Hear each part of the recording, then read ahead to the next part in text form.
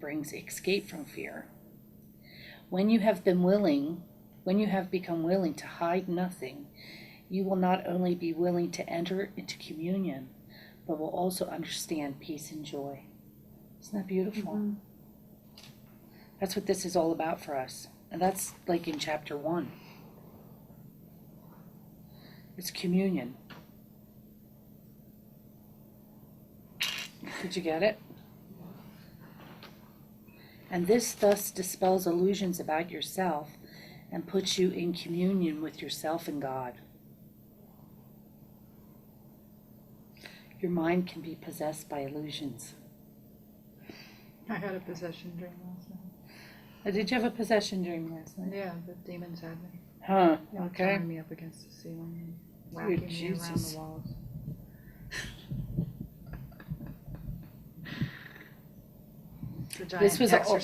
This was my hugest, this sentence right here.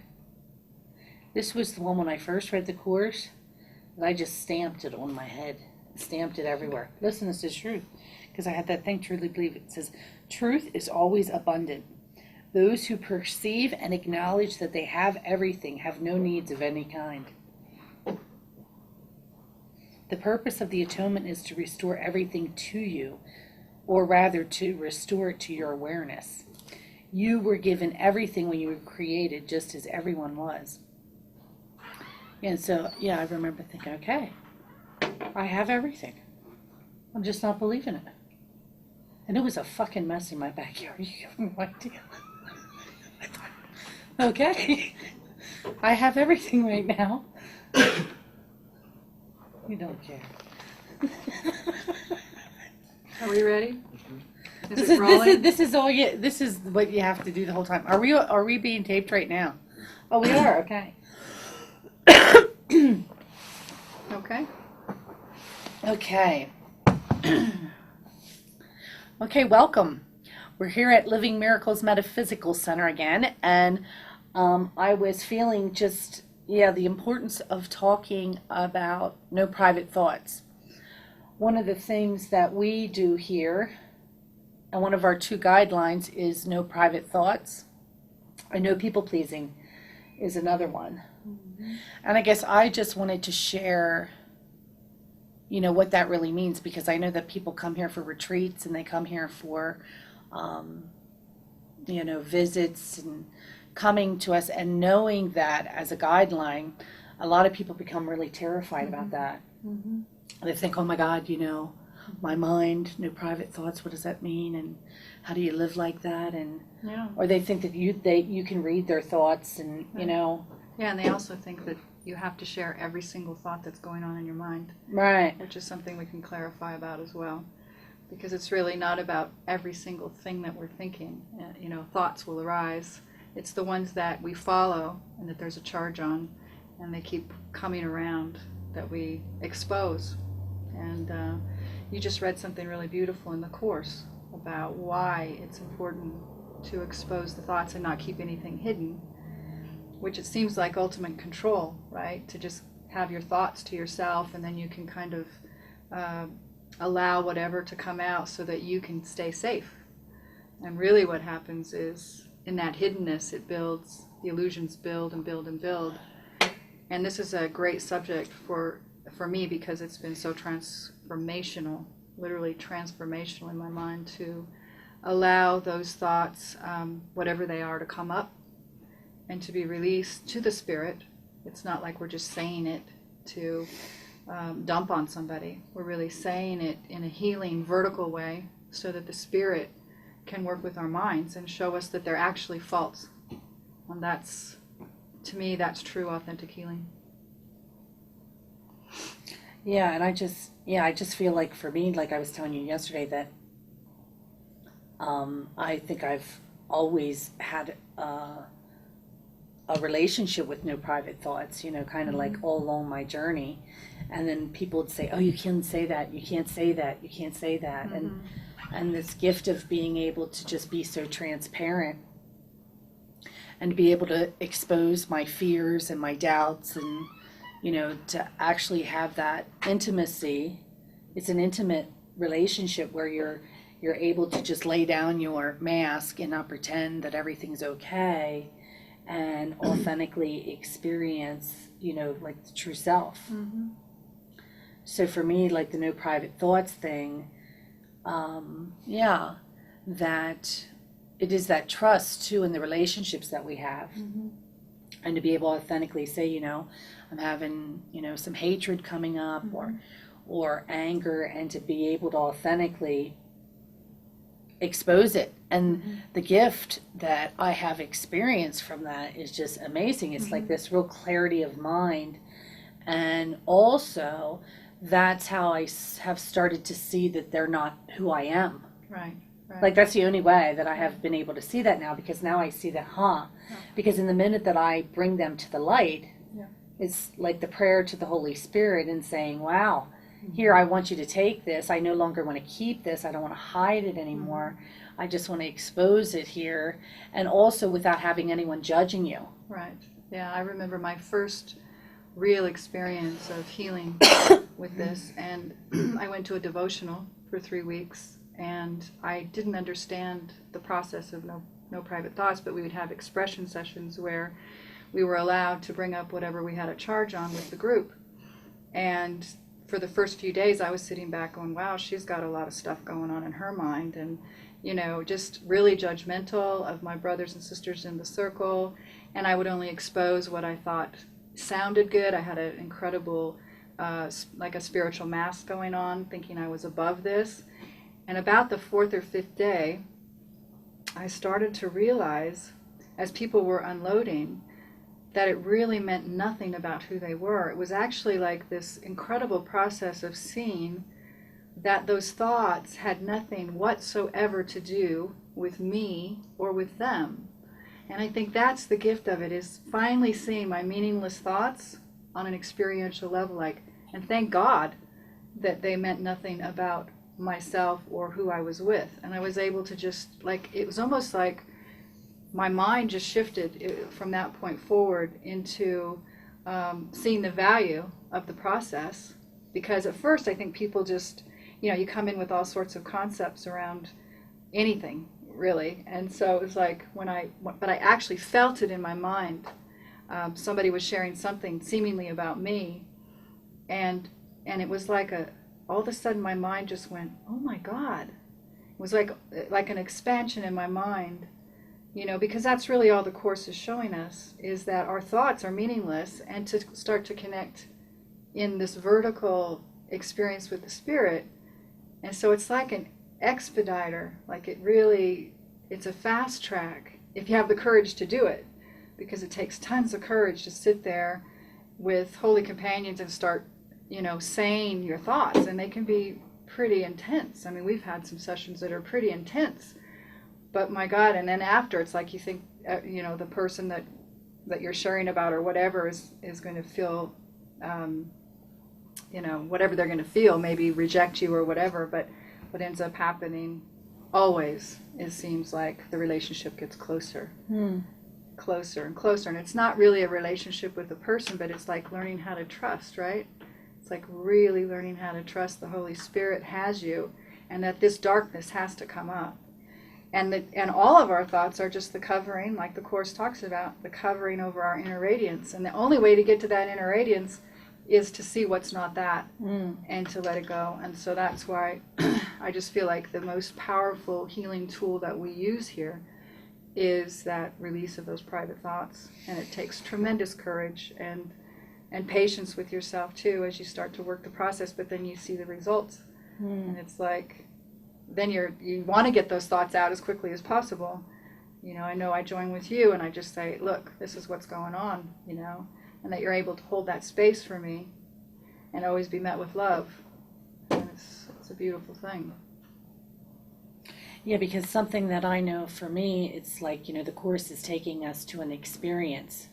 So like you can talk about it and you can think about it, but it's this practical application of actually, it takes a lot, like you're saying, a lot of trust to be able to be willing to expose, and it's very intimate.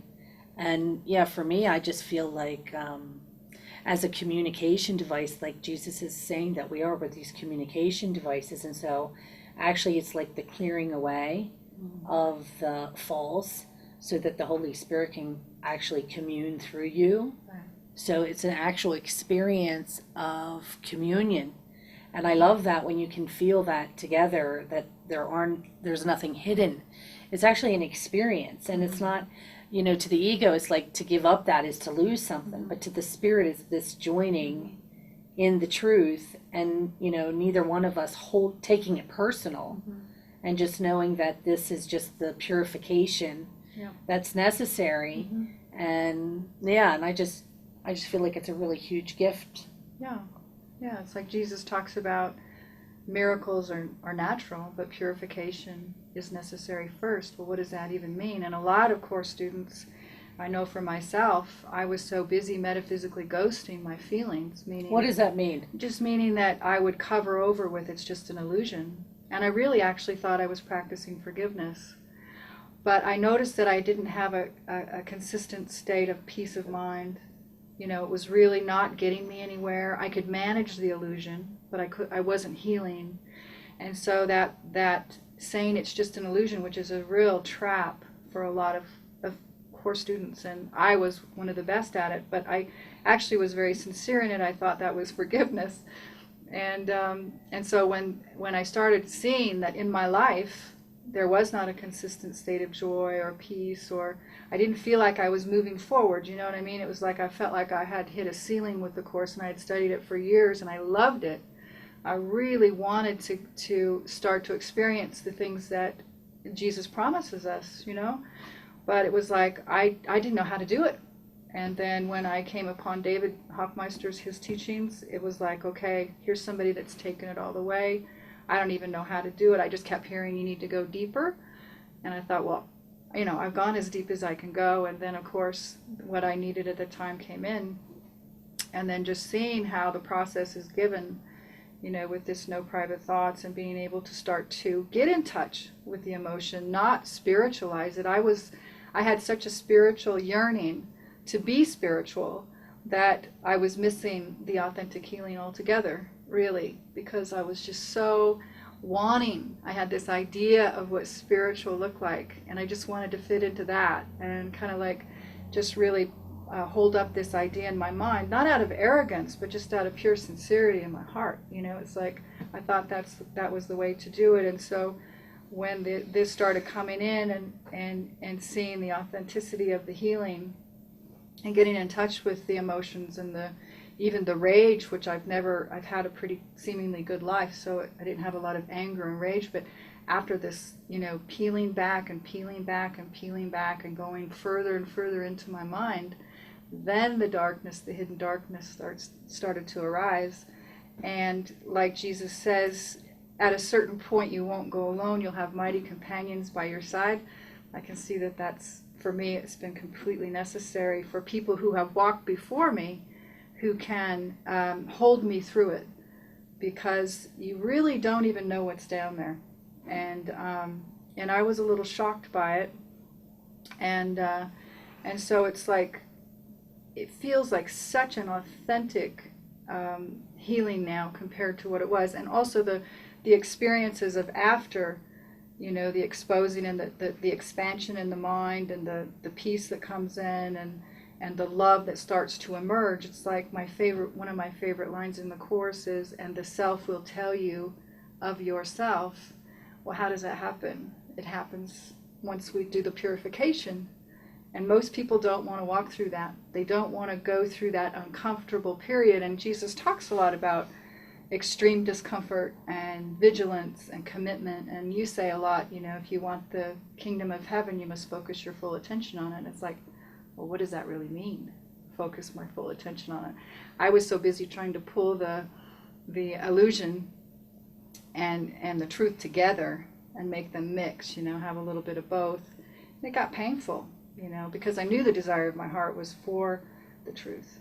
And so I had to see that I kept reaching and wanting the world to join me in this. And so then the full commitment came in. And I feel like any authentic spiritual journey, you have to walk through that darkness. And a lot of people want to just feel good. I mean, really, the ego just wants to feel good, you know. It doesn't really want to turn around and take a good hard look, and that's really what we're committed to, so that the essence of who we are can shine. You know. So it's quite the ride. No doubt about that. I always say it's not for the faint of heart, but certainly worth it. Certainly worth it. Yeah, well, I guess what I would like to do, just because it's kind of how we live and it's just day to day. This is what we're doing all the time here. Yeah. And, just to kind of talk about, our daily lives here, even with our expression sessions and, how we live. I mean, there's this peace of mind that we're being called into, which is very high level mind training. And it's also a high level of communication. And I know with our relationship, it's like a marriage. We're married in our minds to keeping our minds clean together and really feeling that communion, which I love. Yeah. We just love that. And I guess I just want to share with people, I guess I just, had the guidance to do this thing this morning about no private thoughts, because I know that, it seems terrifying, but it's actually another way of experiencing this journey. Oh, yeah. It's experiencing that you're mind instead of a body, and like bodies together and mind separate, that's how the ego's world, is run, and how actually our world is run minds together, bodies just kind of go into their function. But the main purpose is our minds feel connected.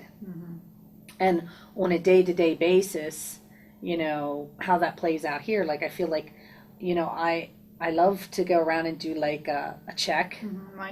Mind check, and not that anyone's guilty or anybody's doing anything wrong, just for us to have the opportunity to kind of really authentically look at some disturbance that's in the mind that would be keeping us from being really in our function and our, because it's disabling, and knowing that it's not personal has been a really, really beautiful thing too. Like if someone's having attack thoughts towards me, or I'm having them towards you seemingly, like I can really own that it has nothing to do with you. And just really, really, I just feel like it's an honor to have this development of intimacy, and to really see the depth that the mind can go into an inner experience through that process. Like David just got back yesterday, and one of the things, it's almost like our minds just go into this and he came back from China, and he was sharing all his stuff about the purity of all the people there and them loving him, and and just how beautiful and gracious he was treated, and and then he asked me how it was going here at the monastery, and I started sharing with him, and then I don't know if we're going to put this on the film or not. Probably. With that said, probably it's coming straight to you. But it's like, for me, and I started sharing about, people are opening up, and, how it's going here, and da-da-da-da-da. And I said, and I knew that there was something I needed to share with him. And then I said, speaking of private thoughts, I think I have a couple that I need to share. And because the thing is there's no real joining. Without it. There's no real joining. And it was so beautiful. I mean, he just flew in, like he flew 30-hour flight, whatever. At least he's got a couple of private thoughts. And I said, we can wait till tomorrow. And he said, no, I want to join with you tonight. And he said, let me just unpack. But it's so beautiful because, like it's the priority. Like the priority is for us to keep our mind clean. And also like the guilt and the hiddenness. Like it's like this fear of punishment or fear of rejection or fear of whatever in this hiddenness. And every time that I bring it to the light, it's like the Holy Spirit is immediately there to take it out and create this deeper joining it's like you just keep going deeper and deeper into this, that love is the only thing that matters. Like nothing, yeah, nothing real can be threatened, nothing unreal exists, and herein lies the peace of God. And to really truly, have that purification. Yeah. And it's like forgiveness. Forgiveness is that joining and feeling that intimate connection. And so I feel like just on a daily basis, we have this beautiful opportunity to do that with everybody. I get so excited about it because I love to join with people even in the morning. I love to look in their eyes and, just feel if there's anything even for myself, or if it isn't with me, then it's like, just like feeling that deep connection. And yeah, I just feel like it's a beautiful blessing to live in this experience of that communion. Yeah, it's the most powerful thing ever. Yeah. I mean, it really is. I remember when I used to read the Course and I would think, how in the hell am I ever going to stop judging? I mean, really. It's like it's constant. So how does that even happen? Well, I'll tell you what. You start practicing no private thoughts, and you start seeing that forgiveness is just recognizing the faults as faults, and you begin to rise above the battlefield. And what is the battlefield? It's our thoughts. It's the thought of separation. It's the thought of judgment. And what happens is, it's not that you can ever stop judging. It's that you just see that you can't judge. Right. Truly, the thoughts are meaningless, so what is to judge? But that's an experiential thing that has to happen in the mind, right? Right. I mean, Because I used to say it.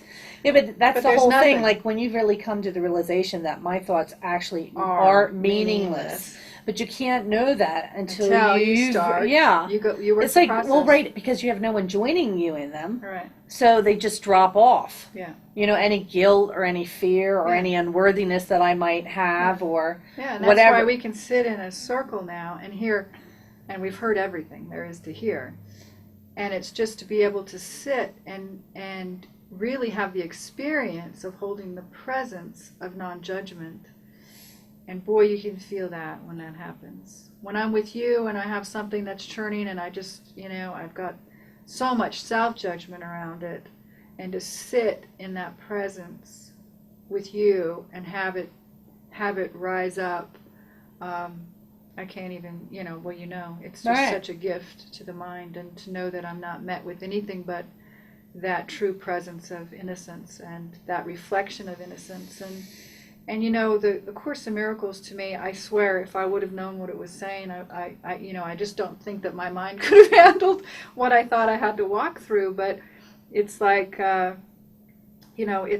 it's all worth it because of the experience that starts to arise. But it does take a tremendous amount of courage to even clearly communicate. I mean, we've seen that so many times where clear, direct communication has been misinterpreted as being somehow, it's got so much self-concept wrapped around it, like rudeness, or, you know what I mean? It's like, if I remember when I first came to the Peace House and Carrie was there, and she's very direct and very clear, and I was like, well, I think there's a nicer way to say that, but it's like, but the truth is she was just truly communicating clearly. But it's like we have got this kind of manipulation and Trying to be nice. Yeah, convolution, and it's just exhausting to try to see what somebody, how To maneuver around communication, to maintain a concept. and to have you like me. Right, And it's all just, concept. oh my God.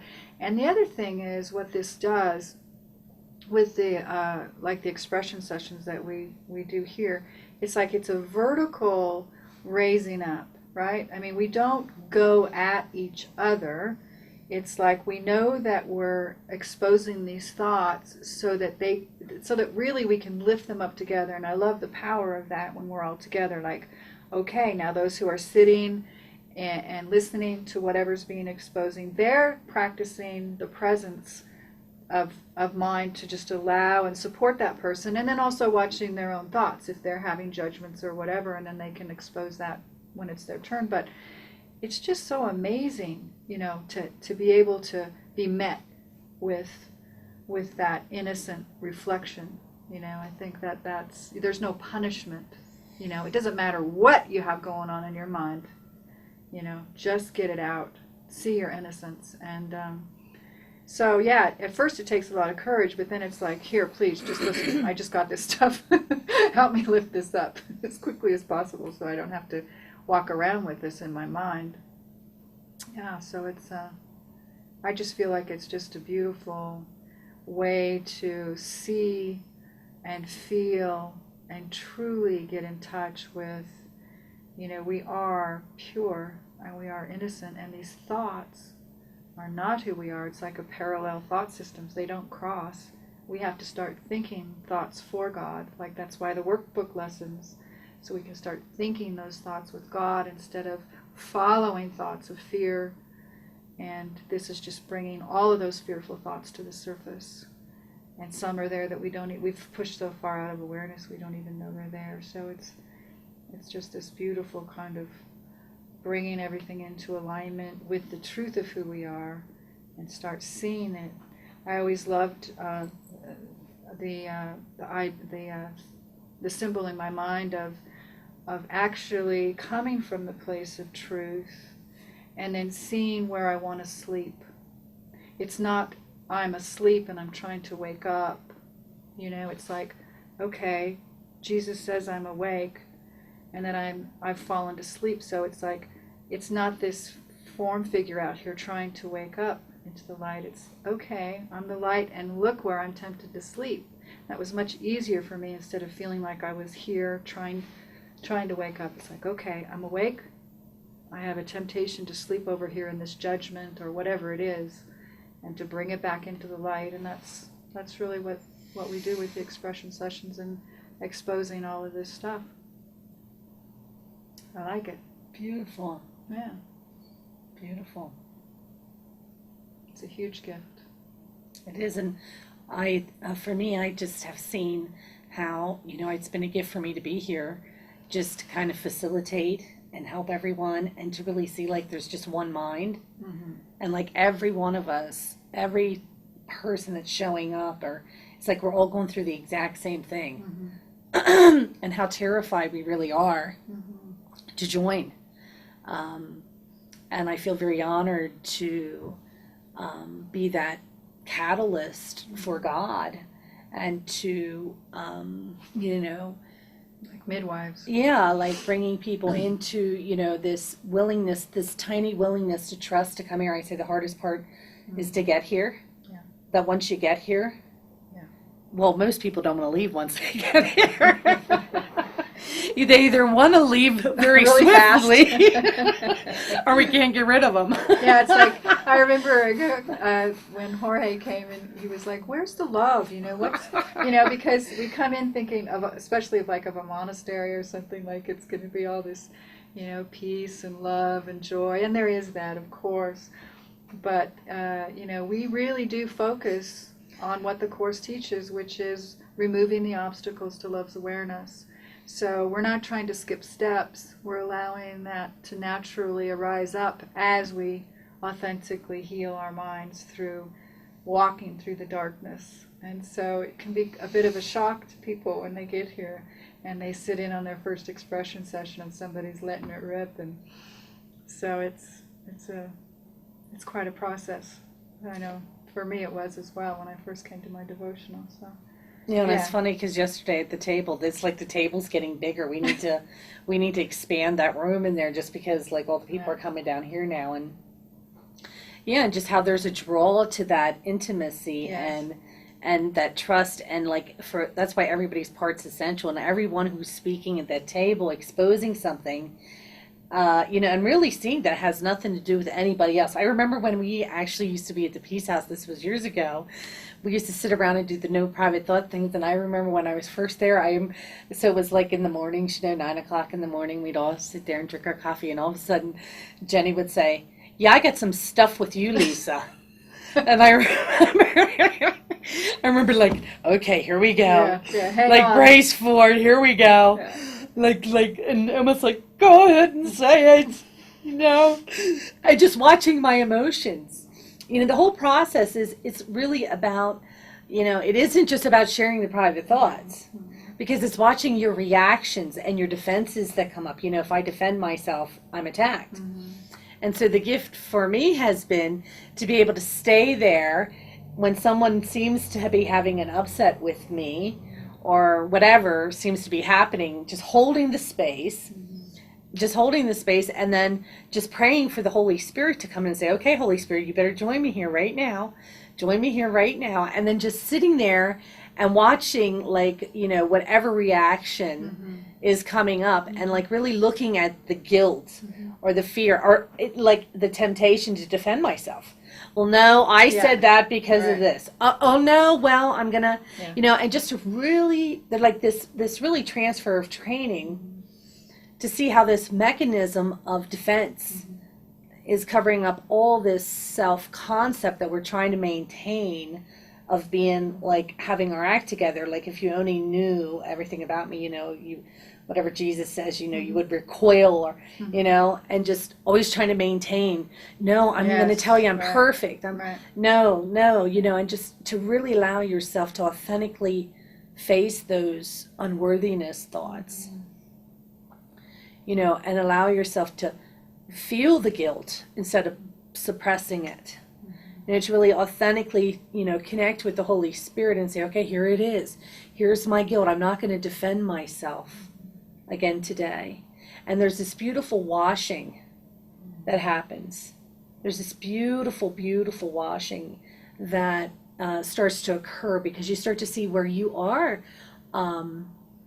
attached to outcomes. You are attached to defense. And you get to see where that contraction of that no longer, you really start to see, I'm willing to trust letting that go now. Really kind of experiencing, the grace of the Holy Spirit coming in and really saying, I'm going to put my armor down now. I'm not going to hold the sword up anymore. Because Jesus says, the minute that you feel that stab of pain, remember it can only be your interpretation, and to lay it down immediately and ask me for my interpretation. So it's this real focus, and that's the mind training, is to really pay attention to the thoughts and meet them head on instead of jumping around them, with this miscommunication. And even being able to say, I'm feeling very guilty right now, or, to say, this is the experience that I'm having after you share that, it's just this washing away of the attack thoughts. Like there's no other way. And I think one thing that's been really wonderful to experience is seeing how exhausting holding yourself together is. I just, until you start to rise above it and start to see it for what it was, you don't even know how exhausting and how much effort, like you were saying, defense, to hold this idea of ourselves together. And the Spirit wants to give us everything, but we're so busy being defended, and we don't even know how defended we are until you authentically start unwinding from this thing. I mean, I had no idea how much effort it took just to hold the spiritual self-concept. And that was just one of the many, together. And to just start to let that fall, and to fall into such a nurturing embrace by the Spirit that says, you don't have to do it that way anymore, And to me, that's where it feels so supportive and really like a warm blanket around us, like, I've got you. Just give me everything that no longer serves you, that's not worthy of your holy mind. Give it to me. And it's all of those defenses and all of that stuff, and it's just like, my God, I have no idea how, no wonder everybody's so tired. You know what I mean? It's like everybody's exhausted. I can see why people take antidepressants. I can see why people kill themselves. I can see why all these things in the seeming world happen, because there is just such a state of terror in the minds. And me seemingly having a decent life, and I got to see what was under there. It's pretty, it can be arduous at times, but the lightness that you're met with, and just to know that the Spirit has us completely, but we just you know, there's some fighting and some defense and some, you know, basically it's just sheer fear of letting go. You know, it's like, what's that part in the Course where he talks about taking the scissors away from the baby? It's like we're little babies and we're asking for far too little, and we're wanting to hang on to what feels secure, and that, underneath that, is sheer terror. It's like, okay, let me just give it up. Right, and pretending that you know what you're doing. Yeah, exactly. That's the hideous. well, it's the hideous thing where you have, you know. And it's all exhausting. Right. Really. Well, because we've been taught we need to know. And we need to be responsible. We need to be responsible. We need to know what we're doing. Mm-hmm. Keep your act together and prop yourself up. You know what you're doing, and to really come into this realization we don't know that anything. we don't really know anything. It's this total unlearning, and like you know, your best plans led you straight into hell, and and you know, just to really come to this humbleness. Mm-hmm. You know, now we talk about prayer a lot too, you know, this humble thing. I mean, what's the purpose of prayer but to ask? Right. You know, and you're not going to ask And if you think you know. Yeah, I think that what we're seeing so much of, I actually talked to somebody yesterday on the phone about the month-long silent retreat coming to it, and she says, you know, I've studied the Course for years, and I just feel like maybe I'm not doing it right, you know, because I don't feel the experience. And I think that that's what I love about what we're committed to and devoted to, is the experience, like the direct experience. And you've been talking a lot and sharing a lot about that lately, about the direct experience of that self telling you of yourself. And you know, we can study the Course for years, and that's a great stepping stone, but until we really start to apply every day that from that devoted place in our heart, which feels like it's calling us towards itself, and through these things that have been given that are helpful tools that Jesus gave us in the Course of Miracles, it's like you may know it in your brain, but it's like, you know, to have to go through these things and start to unravel and let go, and so that you can come into that direct experience, because that's really all it's for. I mean, otherwise, what would we be doing this for? It's not just to hang out. I know that you and I have made huge shifts in our lives so that we could answer the call of our heart, of that devotion, and we didn't do it just to hang out with a new group of people.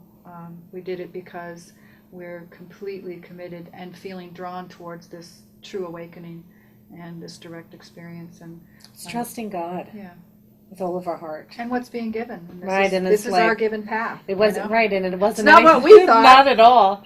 Like, never in a million years I think I'd live in community. No. Dude, No. Jesus, that was not my plan. No. I thought I'd be something totally, so it's like giving up everything that you thought that was going to be helpful. Right, and then living plan. with a group of people, and like what, you know, it's so disorienting, you know, especially having my own home, my own. Right. Now I'm like, you know, completely, we don't own anything. Yeah. We worked all our lives and we don't own a damn thing. But there's such a blessing in that, because then you don't have to maintain anything. Yeah. There's nothing to maintain. Yeah. You know, there's a huge gift in that, because it's not who I am. Yeah, and our only function is forgiveness. That is our only function, and that's what we are completely dedicated to, so it gets pretty simple. Yeah, staying in the experience. And if we're not in the experience, just look at what's the obstacle and move on. Yeah. Okay, very good. Well, that feels fun. like a wrap. Let's go have some coffee. Let's go expose some thoughts. Well, no, that's what we're here to do. Let's see, do we have any right now? Well, that's why I was trying to go. I was trying to bring you into the present moment here. No, What's happening? Good. Are you done? Yeah. Okay. If you want, maybe you want to say goodbye to the camera. Okay, thank you. Can I do that right now? Yeah, to this Oh, this one, okay. Well, thanks for joining us. We're going to have these spontaneous kind of joinings, you know, as spirit guides, and we want to just bring you in and let you join us in this healing process. So thank you. Yeah, thank you. Thank you, Lisa. Yep. Beautiful. Okay, perfect. That was beautiful. Look, he's back there.